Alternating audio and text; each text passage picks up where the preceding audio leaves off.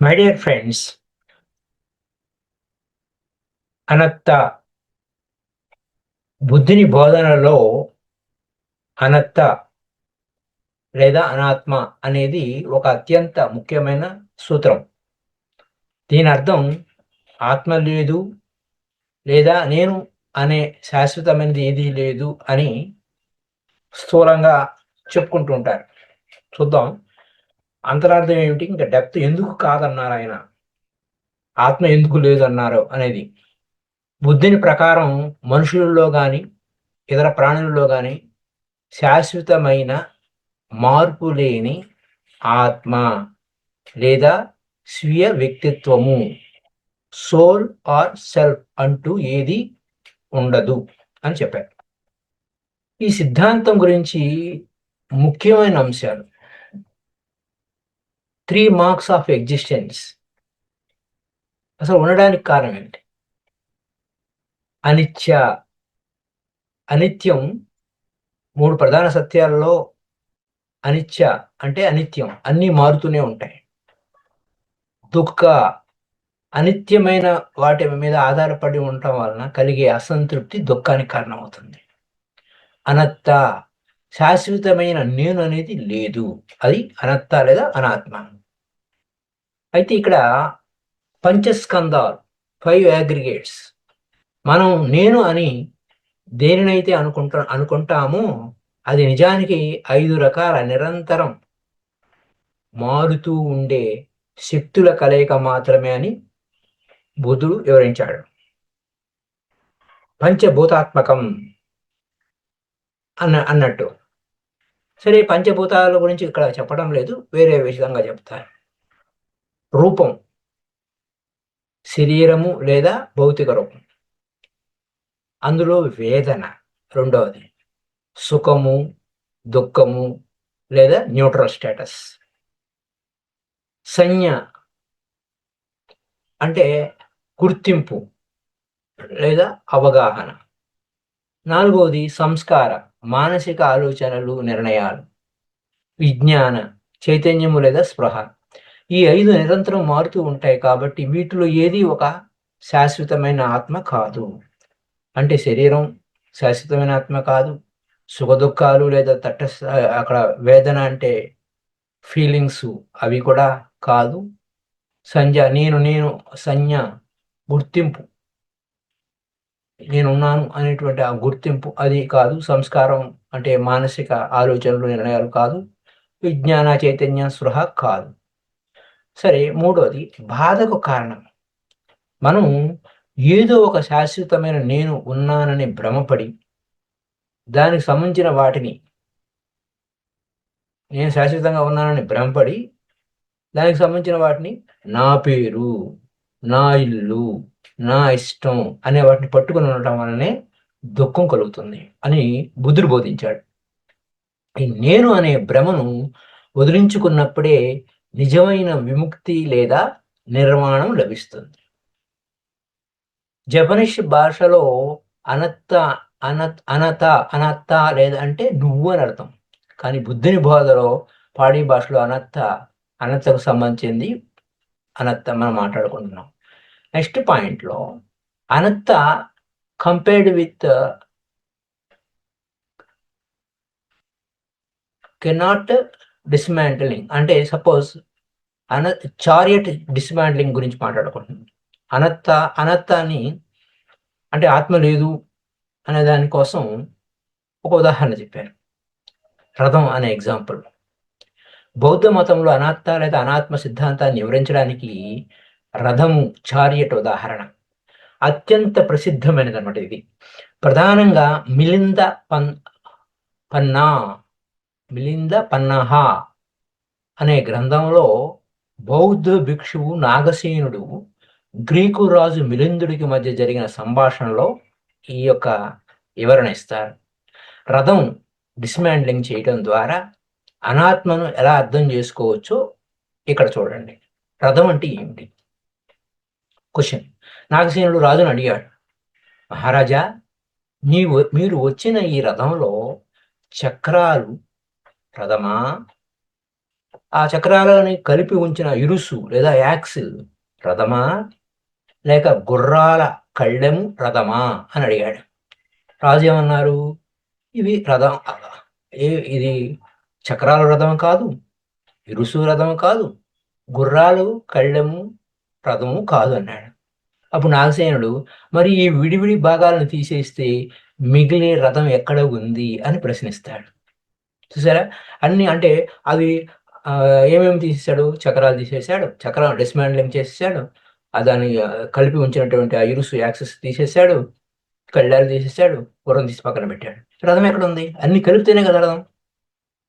అది మరి ఈ విడిభాగాలని తీసేస్తే మిగిలే రథం ఎక్కడ ఉంది అని ప్రశ్నిస్తాడు. దీని ద్వారా తెలిసేది ఏమిటంటే రథం అనేది విడిభాగాల కలయికకు మనం ఇచ్చుకున్న ఒక పేరు, డిజిగ్నేషన్, అది మాత్రమే. దానికి విడిగా ఉనికి లేదు. అన్ని పార్ట్లు కలిపి దానికి ఒక రథం అని పేరు పెట్టుకున్నాం, డిజిగ్నేషన్ ఇచ్చాం, పేరు పెట్టాం అన్నమాట.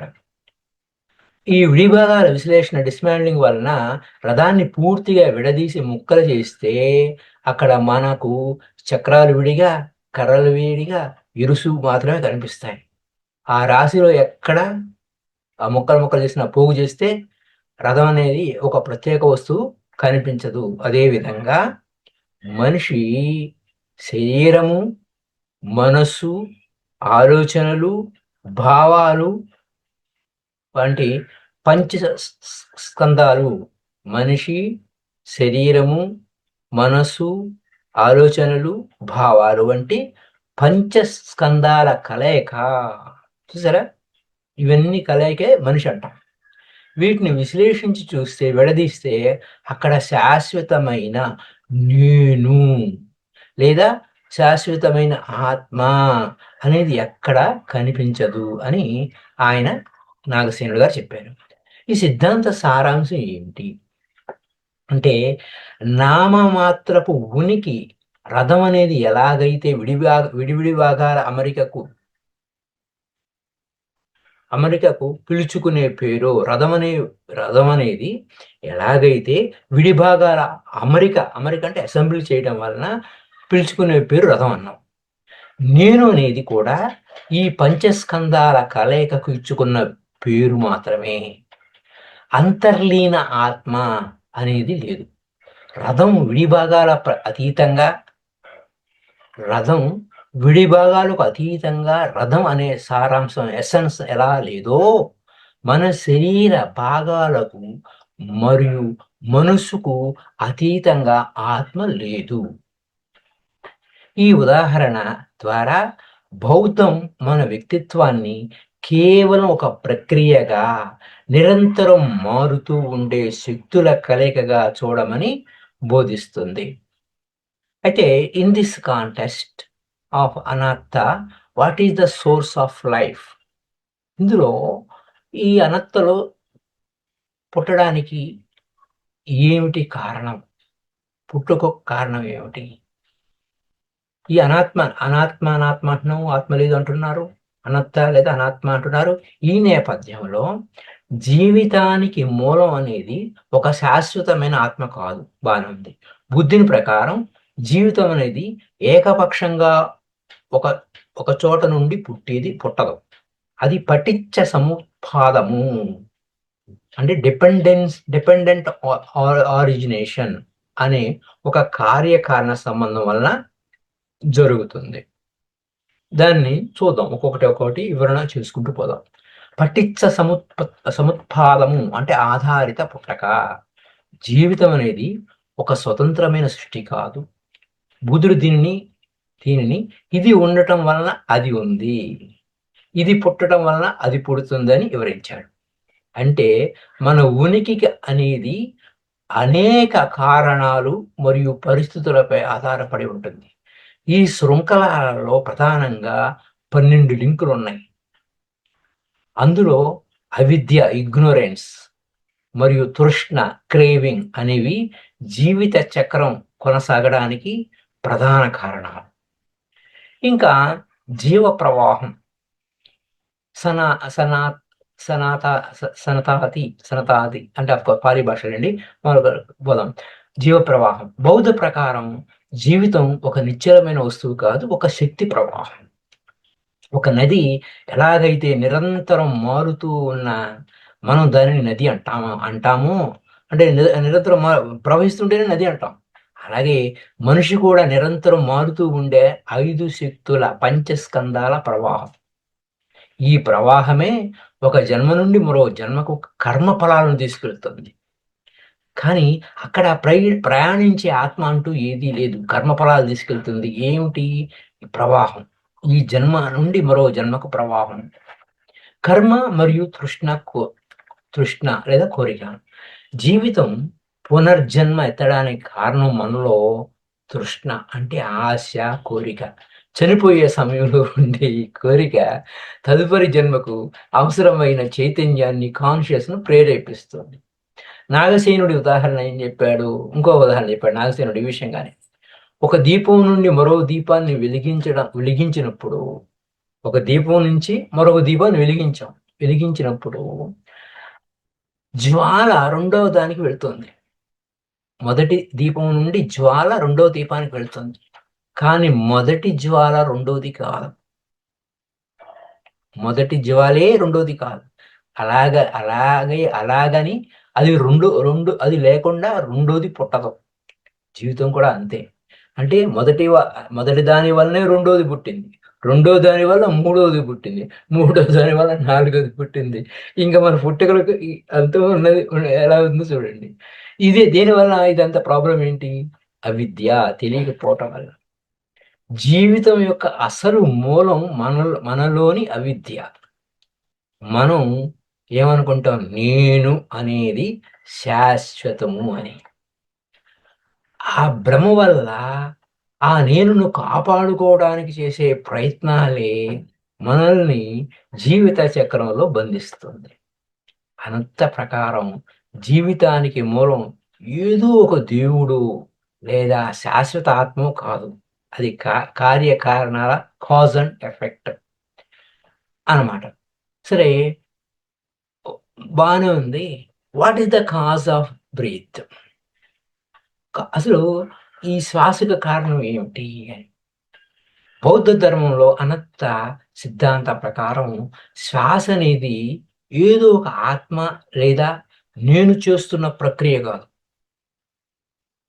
ఆత్మ గాని లేదా శ్వాస అనేది ఏదో ఒక ఆత్మ లేదా నేను చేస్తున్న ప్రక్రియ కాదు. ఇది ప్రకృతిలో సహజంగా జరిగే కార్యకారణ సంబంధం. శ్వాసకు కారణాలను బౌద్ధ కోణంలో ఇలా అర్థం చేసుకోవచ్చు. ఎలా అర్థం చేసుకోవచ్చు అంటే సంస్కారాలు, ఓరియేషనల్ ఫార్మేషన్స్. బౌద్ధ పరిభాషలో శ్వాసను కాయ సంస్కార లేదా కాయ సంకార అంటారు. దీని అర్థం శరీరం తనను తాను నిలబెట్టుకోవడానికి చేసే ఒక ప్రాథమిక ప్రక్రియ శ్వాస నడిపించుకుంటుంది. ఆ నడిపించే శక్తి, ఎనర్జీ ఏంటి? జీవం ఉన్నంత కాలం శరీరంలోని వాయుతత్వం, ఎయిర్ ఎలిమెంట్ నిరంతరం కదులుతూ ఉంటుంది. ఈ కదలికకు మనలోని జీవశక్తి, లైఫ్ ఫోర్స్ కారణం. Life force. శరీరం, మనసులు అనుసంధానం. ఇక్కడ ఈ మనసు, శరీరం అనుసంధానం వల్లనే ఈ శ్వాస అనేది బ్రిడ్జ్ అనేది ఏర్పడింది. శ్వాస అనేది శరీరము, మనసుకు కలిపే ఒక వారధి అన్నమాట. మన ఆలోచనలు లేదా ఫీలింగ్స్, భావోద్వేగాలను మన కోపము లేదా భయము ఇంకా అనేకం ఉన్నాయి. మార్పులకు అనుగుణంగా శ్వాస వేగంగా మారిపోతుంది. మన ఆలోచనలు ఎటువంటి ఆలోచనలు చేస్తుంటే శ్వాస ఏ విధంగా ఉంది, అలాగే భావోద్వేగాలు లోనైతున్నప్పుడు శ్వాస దానికి అనుగుణంగా మారిపోతుంది. అంటే మనసులోని మార్పులకు శ్వాసకు ఒక ముఖ్యమైన కారణంగా ఉంది. నెక్స్ట్ పాయింట్, ప్రకృతి సహజ ప్రక్రియ. అనంత దృక్పథంలో శ్వాస అనేది మన నియంత్రణలో లేని ఒక స్వయచాలిత ప్రక్రియ, అంటే ఆటోమేటిక్ ప్రాసెస్. స్వయం చాలిత ప్రక్రియ, స్వయంగా తను తాను నడిపించుకుంటూ ఉంటుంది. మన నియంత్రణలో లేదు. శ్వాస అనేది మన నియంత్రణలో లేదు. మనం నిద్రిస్తున్నప్పుడు కూడా శ్వాస జరుగుతూనే ఉంటుంది. ఒక యంత్రం నడవడానికి ఇంధనం ఎలా అవసరమో, శరీరం అనే యంత్రం సజీవంగా ఉండడానికి గాలి లోపలికి, బయటికి వెళ్ళడం అనేది ఒక భౌతికమైన అవసరం. మరి ఆనాపానసతి ధ్యానంలో, శ్వాసలో బుద్ధుడు బోధించిన సతిలో శ్వాసను గమనించడం వలన తెలిసేది ఏమిటంటే, శ్వాస రావడానికి లేదా పోవడానికి ఒక నేను అవసరం లేదు. అది కేవలం ప్రకృతి ధర్మం ప్రకారం పుడుతూ, మరణిస్తూ ఉండే ఒక గాలి ప్రవాహం మాత్రమే. శ్వాసకు కారణం మళ్ళా దీని గురించి సారాంశం అనుకుంటే, శ్వాసకు కారణం ఏదో ఒక అదృశ్య శక్తి కాదు. అది శరీర నిర్మాణం, వాయుతత్వం మరియు మనసు యొక్క స్థితిగతుల కలయిక వల్లే ఏర్పడే ఒక నిరంతర ప్రవాహం. శ్వాసను గమనిస్తూ మరి అనత్త స్థితిని ఎలా అనుభూతి చెందాలి అని తెలుసుకోవాలంటే ఇంకా కొన్ని ముందు విషయాలు చూద్దాం. ఇక్కడ మనకొక ఓషో ప్రకారం ప్రతీత్య సముత్పాద అనేది కేవలం ఒక తాత్విక సిద్ధాంతం కాదు. అది జీవితం యొక్క పరస్పర ఆధారిత స్వభావాన్ని తెలియజేసే సత్యం. ఆయన దీన్ని బుద్ధుని బోధనలో అత్యంత లోతైన అంశంగా అభివర్ణించారు. ప్రతిత్య సముత్పాదం యొక్క ముఖ్యాంశాలు ఏంటంటే పరస్పర అనుసంధానం. ఈ ప్రపంచంలో ఏది విడిగా ఉండదని ఓషో చెప్తారు. ప్రతిదీ మరొక దాని మీద ఆధారపడి ఉంటుంది. ఒక పువ్వు పూయాలన్నా సూర్యుడు కావాలి, భూమి కావాలి, గాలి కావాలి, నీరు వంటి మొత్తం విశ్వం సహకరించాల్సిందే. దీన్ని ఆయన జీవితం అనేది ఒక నెట్వర్క్ అని పిలుస్తాడు ఓషో గారు. అనత్తకు ఆధారం ఏంటి అంటే ప్రతీత్య సముత్పాదం ద్వారానే అనత్త అంటే శాశ్వతమైన ఆత్మ లేదు అనే సత్యాన్ని అర్థం చేసుకోవచ్చు. నేను అనేది ఒక స్వతంత్ర ఉనికి కాదు. అది వివిధ పరిస్థితులు మరియు కారణాల వల్ల ఏర్పడిన ఒక ప్రక్రియకు మాత్రమే ఆ నేను అనే దాన్ని వివరిస్తూ ఉంటారు. కార్యకారణ సంబంధం, కాజ్ అండ్ ఎఫెక్ట్. ఒకటి ఉంటేనే ఇంకొకటి ఉంటుంది. ఇదే సూత్రంగా వివరిస్తారని ముందు చెప్పుకున్నాం. మన దుఃఖానికి కారణం మనకు అజ్ఞానం. దుఃఖానికి కారణం ఏంటి? మన అజ్ఞానం, కోరికలు. ఈ కారణాలను తొలగిస్తే ఫలితం ఏంటి? దుఃఖం కూడా అదృశ్యమైపోతుంది. నిరంతర మార్పు. ఎందుకని? ఏది శాశ్వతం కాదు. అనిచ్చ. ఏది శాశ్వతం కాదు, అనిచ్చ. అది ప్రతీత్య సముత్పాదం ప్రకారం ప్రతిక్షణం పాతది మరణిస్తూ కొత్తది పుడుతూ ఉంటుంది. ప్రతిక్షణం పాతది అంటే గతించింది, మరణిస్తూ కొత్త క్షణం పుడుతూ ఉంటుంది. ఈ ప్రవాహాన్ని గమనించడమే ధ్యానం, నిరంతర మార్పు. చూసారా? సో గడిచిపోయిన క్షణం అంటే అది శవంతో సమానం. వర్తమాన క్షణంలో ఎప్పటికప్పుడు వర్తమాన క్షణమే. దాన్ని గమనించడమే నిరంతర మార్పు. ఏది శాశ్వతం కాదు. అలాగే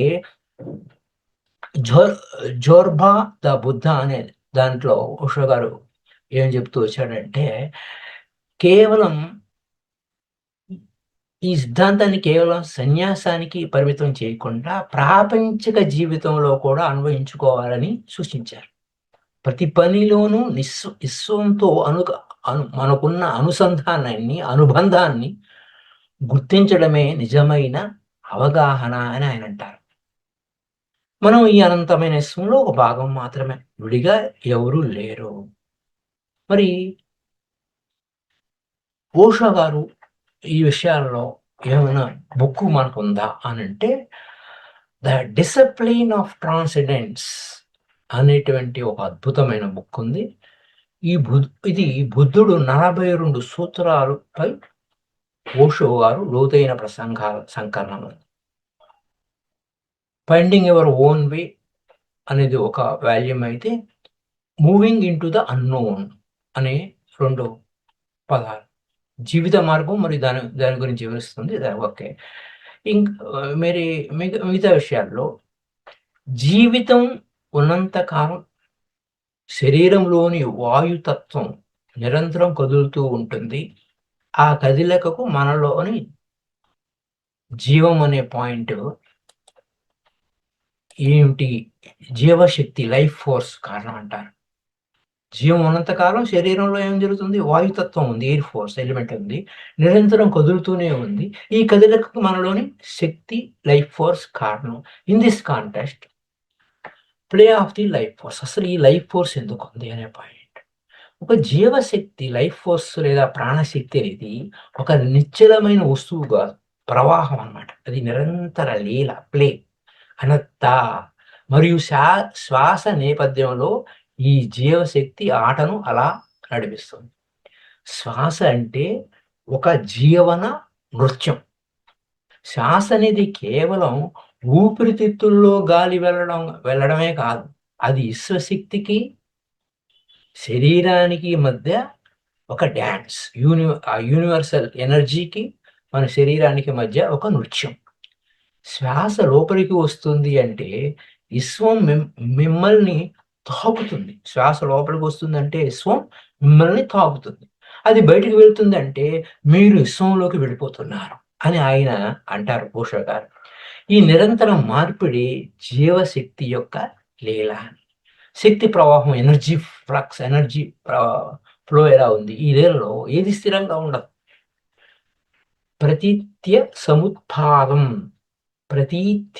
సముత్పాదం ప్రకారం ఈ ప్రాణశక్తి అనేక కారణాలు, ఆహారం, గాలి. చూడండి, ఈ ప్రాణశక్తి ఉండాలంటే ఆహారం కావాలి, దానికి ఆహారం పెట్టాలి, శరీరానికి గాలి కావాలి, ఆలోచనలు కావాలి. వీటి మీద ఆధారపడి మారుతూ ఉంటుంది. ఇది ఒక నదీ ప్రవాహం లాంటిది. నదిలో నీరు నిరంతరం మారుతూనే ఉంటుంది, కానీ మనం దానిని ఒకే నది అని పిలుస్తాం. అలాగే మనలోని జీవశక్తి ఒక ప్రవాహంలా ప్రవహిస్తూనే ఉంటుంది, కానీ అక్కడ శాశ్వతమైన ఆత్మ ఏది లేదు. లీల ప్రయోజనం లేదని, ఇక్కడ లీల ప్రయోజనం లేని ఆనందం. ఏమైనా ఈ లీలకి దానికి ఏమైనా ప్రయోజనం ఉందా? ఏదైనా ఆశిస్తుందా? ఎలా ఉంది? ఆనందం ఉందా అంటే ఆడటమే ఆనందం. ఓషో ప్రకారం లీల అంటే ఏంటి? ఎందుకు వాడుతున్నారంటే ఆటకు ఒక నిర్దిష్టమైన లక్ష్యం ఉండదు. ఆటకు ఆనందం ఆడితే ఆనందం అంతే. జీవశక్తి తనను తాను వ్యక్తపరుచుకోవడానికి ఈ శరీరాన్ని తీసుకుంది, శరీరాన్ని ధరించింది. శ్వాసను ఒక వేదికగా వాడుకుంటుంది అంతే. శ్వాస, శరీరం.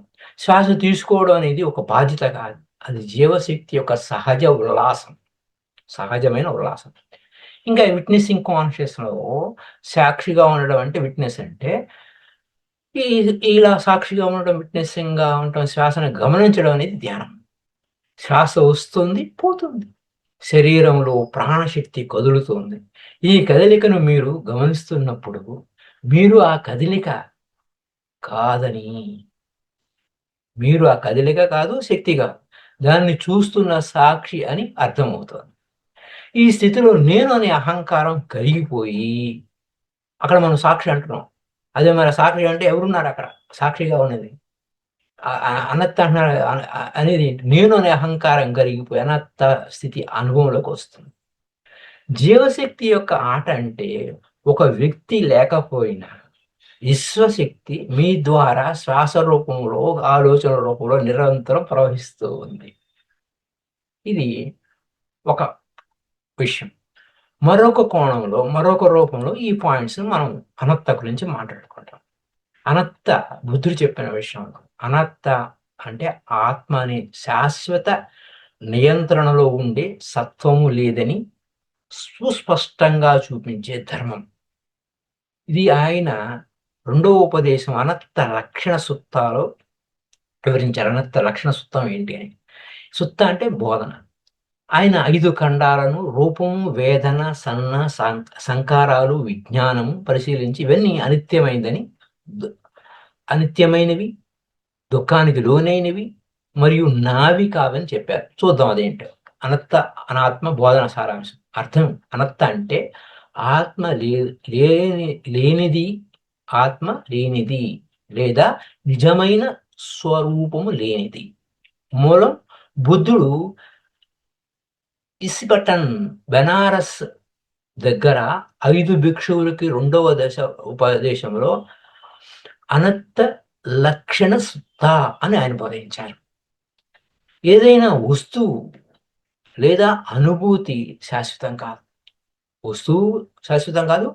మన ఫీలింగ్స్ శాశ్వతం కాదు. నియంత్రణలో ఉండదు. కాబట్టి అది నేను లేదా నాదని చెప్పడానికి లేదు. 5 అగ్రిగేట్స్ అనేసరికి 5 ఖండాలు కొన్ని సార్లు మనం అవన్నీ చెప్పుకున్నాం. బుద్ధుడు చెప్పిన వాటిని ఒక్కొక్కటి వివరంగా చెప్పుకున్నాం. రూపం అంటే శరీరం. ఫామ్. రూపం అంటే ఇంగ్లీష్‌లో ఫామ్ అంటాం. దాన్ని ఈ రూపధారణ ఏంటి? శరీరం. వేదన, ఫీలింగ్స్, అనుభూతులు. చూడండి, వేదన, ఫీలింగ్స్, అనుభూతులు. సన్న అంటే పర్సెప్షన్, గుర్తింపు. సంకారాలు, మెంటల్ ఫార్మేషన్స్, సంకల్పాలు, అలవాట్లు. ఇవన్నీ ఏంటంటే ఆ బుద్ధుని యొక్క పరిభాషలో మనకి ఇవన్నీ వస్తూ ఉంటాయి. వీటిని మనం మళ్ళీ మనం విని ఎరుకతో పెట్టుకుంటే రూపం అంటే శరీరము, వేదన అంటే మనలో ఉన్న ఫీలింగ్స్, సన్న అంటే మన పర్సెప్షన్, గుర్తింపు, సంకారాలు అంటే మెంటల్ ఫార్మేషన్స్, సంకల్పాలు, అలవాట్లు, విజ్ఞానం అంటే కాన్షియస్నెస్, అవగాహన. ఇవి 5 కూడా నిరంతరం మార్పు, అనిత్యం. ఈ ప్రతి ఖండము అనిత్యమైంది. ఒక్కోసారి దుఃఖానికి లోనవుతుంది. పైగా అది నా అనేది కాదు, నాది కాదు. ఈ సాధనలో అనత్త ఏ విధంగా మనం సాధన చేయొచ్చు అంటే, శరీర అనుభూతులు, ధ్యానంలో శరీర అనుభూతులు ఉన్నాయి, ఆలోచనలు ఉన్నాయి, భావాలు ఉన్నాయి, వస్తున్నాయి, పోతున్నాయి. జాగరూకతలో ఇది నా శరీరం లేదా ఇది నా ఆలోచన అనే భావన విడిచిపెట్టడం. జాగరూకత ఏంటి? ఇది నా శరీరం, ఇది నా ఆలోచన, ఇది నా శరీరం కాదు, ఇది నా ఆలోచన కాదు అనేటువంటి భావనను, అంటే ఇక్కడ నా శరీరం అనే భావన విడిచిపెట్టాలి. ఈ నా ఆలోచన అనే భావాన్ని విడిచిపెట్టాలి. ఫలితం ఏమవుతుంది? ఆసక్తి, ద్వేషం తగ్గిపోతాయి. నా శరీరం అయినా సరే దాని మీద ఎంతో ఆసక్తి, నా ఆలోచన అయినా సరే అవన్నీ ఉంటాయి. అవన్నీ తగ్గిపోతాయి. ద్వేషం, ఆసక్తి తగ్గిపోతుంది, ద్వేషం తగ్గిపోతాయి, సమత్వం పెరుగుతుంది. సమత్వం యోగ ఉచ్యతే. చూసారా? విముక్తి, నేను అనే మోహం కరిగిపోతుంది. నిర్వాణానికి మార్గం ఓపెన్ అవుతుంది. రోజువారీ జీవితంలో ఇది నా అనే భావన తగ్గితే కోపము, అసూయ తగ్గుతాయి. ధ్యానంలో శరీర పరిశీలన అంటే బాడీ స్కానింగ్ మెడిటేషన్ చెప్తాను. అది విపసనలో ఉంది. ఆ బాడీ స్కాన్, ఆలోచనల గమనిక, ఇవన్నీ అనత్తను ప్రత్యక్షంగా చూపిస్తాయి. బోధనలో అనత్త బోధన అనేది తత్వశాస్త్రం కాదు, సాధనలో అనుభవం, దుఃఖం తగ్గించడానికి మార్గం. అనత్త బోధన అనేది తత్వశాస్త్రం కాదు. అది ఉందా లేదా ఎక్కడ గోల లేదు. ఆత్మ ఉందా, మరొకటి ఉందా, అది ఉందా, ఇది ఉందా, అవేవి తత్వశాస్త్రం కాదు. సాధనలో అనుభవం ద్వారా దుఃఖం నుంచి విముక్తి. బుద్ధుడు ఏది చెప్పినా మనం దుఃఖ నివారణ ఉపాయమే చెప్తారు. దాని గురించే మనం దృష్టి పెట్టాలి. ఇక్కడ నెక్స్ట్ ఇంకో పాయింట్ ఏంటంటే, స్వేచ్ఛగా సహజంగా ఉండడానికి, జాగరూకతతో ఉండడానికి మధ్య నాకు ఒక సంఘర్షణ. అంటే ఇది మార్నింగ్ క్లాస్లో మనం చెప్పుకున్నాం. ఇంకా వేరే పాయింట్కి వెళ్తే, అనత్త పాయింట్కి వెళ్తే, అనత్త కంపేర్డ్ విత్ చారియట్ డిస్మాండ్లింగ్ గురించి మనం చెప్పుకున్నాం. ఇది అంటే అన్ని కలిపి అసెంబ్లీ చేసి డిస్మాండ్లింగ్ చేస్తే అక్కడ రథము లేదు అనే పాయింట్ మీద అది కూడా మనం చెప్పుకున్నాం. నెక్స్ట్ పాయింట్ వచ్చేసరికి విపස්සనలో అనత్త చారియట్ అనాలజీ గురించి ఇంకా మనకి ప్రాక్టీస్లు చేసుకుందాం. ప్రాక్టీస్లో ఇక పటిచ్చ సముపాదం అనే దాని గురించి, దాంట్లో వివరణాత్మకంగా 12 ఉన్నాయి. ఆ 12లో అవిజ్ఞ అంటే అజ్ఞానం, సంకారాలు, మనోనిర్మాణాలు. అవిజ్ఞ అంటే అజ్ఞానం. సంకారాలంటే సంకారాలకి విజ్ఞానం, చైతన్యం. విజ్ఞానం అంటే నామరూపము, మనసు, శరీరం. నామరూపాలంటే ఆయతనం, ఇంద్రియ ద్వారాలు. ఆ ఇంద్రియ ద్వారాలేంటి? స్పర్శ ద్వారా. మళ్ళా వేదన, అనుభూతి ద్వారా. వేదన మళ్ళా వేదన అంటే తృష్ణ, ఆసక్తి ద్వారా. తృష్ణ ఉపాదానం, పట్టుకోవడం. ఉపాదానం అంటే భవ, అస్తిత్వం. భవ వలన ఏమో జరుగుతుంది? మళ్ళా జననం. జననం వలన మళ్ళా మరణం. జననం వలన మళ్ళీ పుట్టాం. పుట్టిన తర్వాత ఏమవుతుంది? జర, ముసలితనం, మరణం. మళ్ళా చెప్పుకుందాం. అజ్ఞానం వలన మనకు సంకారాలు ఏర్పడతాయి, మనోనిర్మాణాలు ఏర్పడతాయి. సంకారాల వలన మనలో ఆ విజ్ఞానం, ఆ కాన్షియస్ వస్తుంది. ఆ కాన్షియస్ వలన మనం ఆ విజ్ఞానం, ఆ కాన్షియస్ వలన నామము, రూపము, మనసు, శరీరం. రైట్? అలాగే ఈ నామరూపాల వలన ఆయతనాలు అంటే ఇంద్రియ ద్వారాలు ఓపెన్ అవుతాయి. ఇంద్రియాలు, ఆయతనాల వలన స్పర్శ. స్పర్శ వలన దాని స్పర్శ ఒక పాయింట్. దానివలన వేదన వలన అనుభూతి వస్తుంది. అనుభూతి వలన ఒకదానికొకటి లింక్ అనమాట, పరస్పర ఆధారితం. వేదన వలన తృష్ణ, ఆసక్తి కలుగుతుంది. అంటే ఆ ఫీలింగ్, అనుభూతి వలన. వేదన అంటే సెన్సేషన్స్ అనే పాయింట్ వస్తున్నట్టు. అనుభూతి. ఆ అనుభూతి వలన ఏంటి? ఆసక్తి పెరుగుతుంది. ఆసక్తి వలన, తృష్ణ వలన దాన్ని పట్టుకోవాలి అని. పట్టుకున్నప్పుడు ఏమవుతుంది? భవము, పుడతాం. భవము, ఇది నా భవము అంటే వర్తమానంలోకి వస్తుంది. వర్తమానంలో వచ్చిన దాన్ని మళ్ళీ దాని మీదే దృష్టి పెడితే మళ్ళా పుడతాం. పట్టుకున్నాం కదా. పట్టుకున్నప్పుడు మళ్ళా ఉపాదానం అంటే పట్టుకున్నాం. పట్టుకున్న వలన పుట్టుక. పుట్టడం ఆలోచన అక్కడ పోయింది, మళ్ళా రావాలి అనుకున్నప్పుడు మళ్ళీ అక్కడ పుడతాం. పుట్టిన తర్వాత ఏమవుతుంది?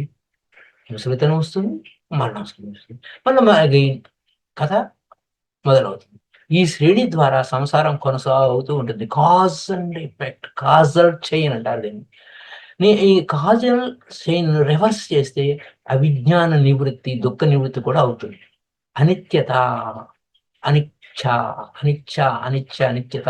ప్రతి దశ ఒక కారణం మీద ఆధారపడి ఉంటుంది. ఒక దశ ఉందండి, కాజ్ అండ్ ఎఫెక్ట్. దుఃఖానికి కాజ్ అండ్ ఎఫెక్ట్ ఉంది. కాజల్ చైన్ ఒక లింక్ అనమాట. కాజల్ చైన్ అంటే ఏంటి?